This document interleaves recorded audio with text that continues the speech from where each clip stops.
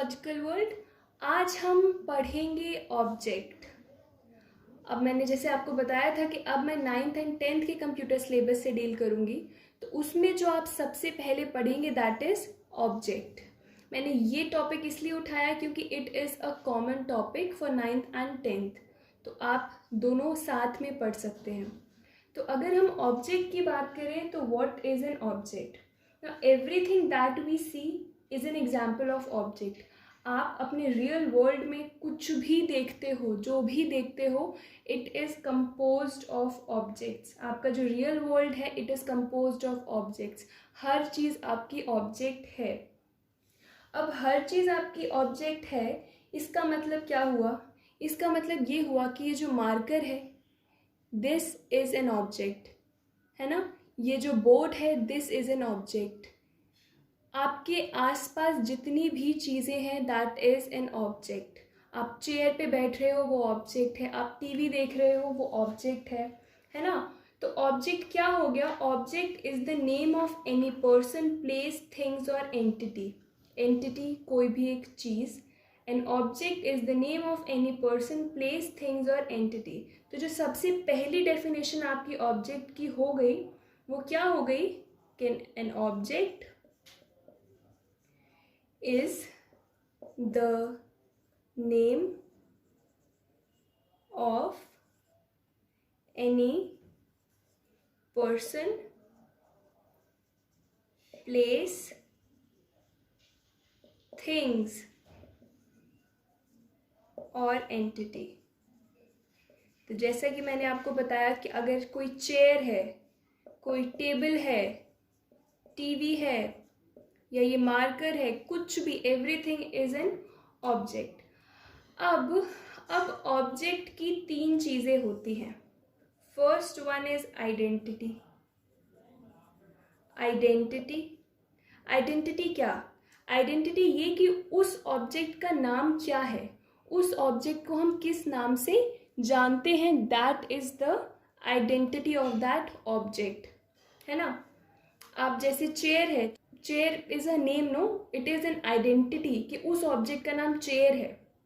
ये मेरा मार्कर है, इसका नाम इज मार्कर, हम इसे मार्कर के नाम से जानते हैं, तो ये इसकी आइडेंटिटी है।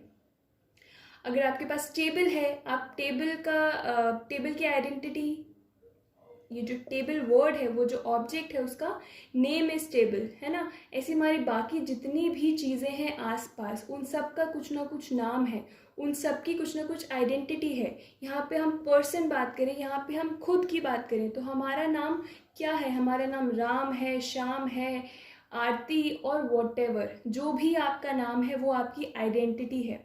तो ऑब्जेक्ट की जो सबसे इम्पॉर्टेंट है वो आइडेंटिटी होती है, उसका नाम होता है। फिर जो दूसरा आता है दैट इज बिहेवियर। फिर आता है बिहेवियर कि वो ऑब्जेक्ट क्या करता है, what an object is capable of doing, वो क्या कर सकता है, वो क्या करता है, वो उसका बिहेवियर है। सपोज इस मार्कर का बिहेवियर क्या है कि ये लिखता है, it helps you in writing, right, it helps you in writing, है ना। टेबल का बिहेवियर क्या है? It lets you keep your things like books, pens etcetera, वो आपको आपकी चीज़ें रखने देता है। चेयर क्या करता है? इट लेट्स यू सिट, बैठने देता है। टीवी क्या करती है? टीवी आपके एंटरटेनमेंट करती है, आपको वीडियोस दिखाती है, आपको सीरियल्स दिखाती है ना। तो उन सब का कुछ ना कुछ बिहेवियर है। एज अ पर्सन आपका बिहेवियर क्या है? आप चलते हो, आप डांस करते हो, you sing, you dance, you walk, you sleep, you eat, है ना। ये सब आपका बिहेवियर है। ऐसे ही तो पहली हो गया आइडेंटिटी, फिर हो गया बिहेवियर, है ना। तो हमने आइडेंटिटी और बिहेवियर डिस्कस कर लिया ऑब्जेक्ट का। Now the third is state. अब स्टेट क्या होता है? अगर कोई ऑब्जेक्ट है तो उसकी स्टेट क्या हो सकती है ना। अगर हमारे पास कोई ऑब्जेक्ट है स्विच बोर्ड, तो या तो वो ऑन रह सकता है या ऑफ रह सकता है ना। अगर हमारे पास कोई और ऑब्जेक्ट है, लेट इट बी कंप्यूटर, तो वो क्या हो सकता है? वो ऑन हो सकता है, वो ऑफ हो सकता है, या वो ख़राब हो सकता है, तो आउट ऑफ ऑर्डर, है ना, आउट ऑफ ऑर्डर।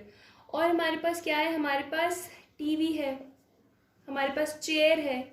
चेयर में क्या, या तो वो बैठने लायक हो सकती है या वो बैठने लायक नहीं हो सकती है, तो उसकी स्टेट ऑन और ऑफ है ना। ऑन मतलब ठीक है हम उस पर बैठ सकते हैं, ऑफ हम ये कंसीडर कर लें कि हम वो उस पर बैठ नहीं सकते, वो टूटा है। तो ऐसे ही ऑब्जेक्ट्स का बिहेवियर होता है, आइडेंटिटी होती है और स्टेट होता है। तो हमने ऑब्जेक्ट की आइडेंटिटी डिस्कस कर ली, बिहेवियर डिस्कस कर लिया, स्टेट डिस्कस किया, है ना। तो आइडेंटिटी में जब आप एग्जाम में लिखोगे तो एग्जाम में आप ये डेफिनेशन लिख सकते हो, an object is the name of any person, place, things और एंटिटी। और उसके साथ आप आइडेंटिटी, बिहेवियर और स्टेट को भी डिफाइन कर सकते हो। तो आप आइडेंटिटी में क्या लिखोगे, आइडेंटिटी में लिखोगे it is the name by which an object is recognized. An object is recognized. जिस नाम से वो ऑब्जेक्ट रिकॉग्नाइज होता है उसको हम बोलते हैं आइडेंटिटी। फिर आता है आपका बिहेवियर।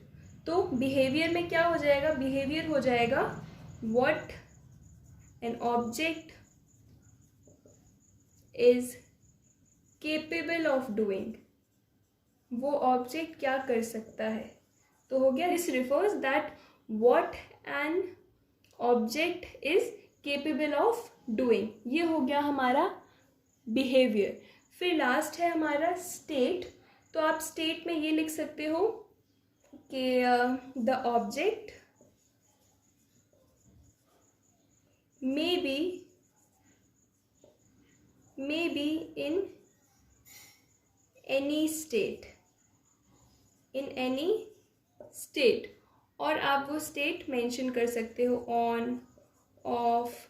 बेसिकली आप दो स्टेट्स ही होती हैं, ऑन या ऑफ, या तो आप आउट ऑफ ऑर्डर, है ना।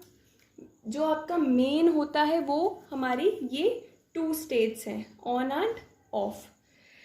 तो ये हो गया हमारा ऑब्जेक्ट, है ना।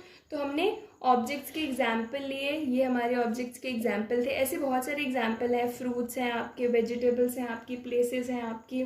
तो हर चीज़ ऑब्जेक्ट है, और ऑब्जेक्ट के साथ हमने उसकी identity, behaviour and state discuss किया। एग्ज़ाम में ऐसे लिख सकते हो, या फिर आप एग्ज़ाम में इसके अलावा जो एक और डेफिनेशन है वो लिख सकते हो, जो कि ये पूरा समराइज करती है। तो वो डेफिनेशन है, an object is an identifiable entity with some characteristics and behavior।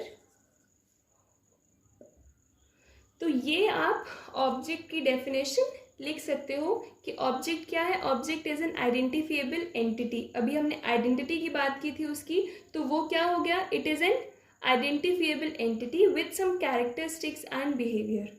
उसका कुछ बिहेवियर होगा, उसकी कुछ कैरेक्टरिस्टिक्स होगी। अब यहाँ कैरेक्टरिस्टिक्स में क्या आ जाता है, कैरेक्टरिस्टिक्स में आ जाता है कि उसका शेप क्या है, उसका कलर क्या है ना। तो ये सब उसकी कैरेक्टरिस्टिक्स हैं। सपोज अगर आप टीवी की बात करते हो तो टीवी का कलर क्या है ना, उसका शेप क्या है, ये सब आपका कैरेक्टरिस्टिक्स में आ जाता है। अगर आप फ्रूट्स की बात कर रहे हो तो उसका शेप क्या है, वो स्वीट है, इट इज़ सार, तो वो सब उसकी कैरेक्टरिस्टिक्स डिफाइन करते हैं। आपकी कैरेक्टरिस्टिक्स क्या है कि आपकी आईज़ कैसे हैं, आपकी नोज़ कैसी है, और आपके हैंड्स कैसे हैं, आपके लेग्स कैसे हैं। तो हर ऑब्जेक्ट की कुछ कैरेक्टरिस्टिक्स हैं, कुछ बिहेवियर्स हैं, उसके कुछ स्टेट्स हैं और उसकी आइडेंटिटी है ना, उसका कुछ नाम है। तो ये है ऑब्जेक्ट। यही आप अपनी बुक्स में भी देखोगे कि आपको बुक्स में भी यही डेफिनेशंस मिलेंगी, यही एग्जाम्पल्स मिलेंगे, और ऐसे ही ऑब्जेक्ट को एक्सप्लेन किया गया है। अब ऑब्जेक्ट को अभी हमने रियल वर्ल्ड से कनेक्ट करके आपको समझाया है। अब इसका आगे क्या यूज़ है वो हमें धीरे धीरे पता चलेगा। अभी के लिए आप बस इतना समझ लो कि ऑब्जेक्ट क्या है, ऑब्जेक्ट के एग्जाम्पल्स क्या हैं जो हम रियल वर्ल्ड से एग्जाम्पल्स ले रहे हैं, है ना।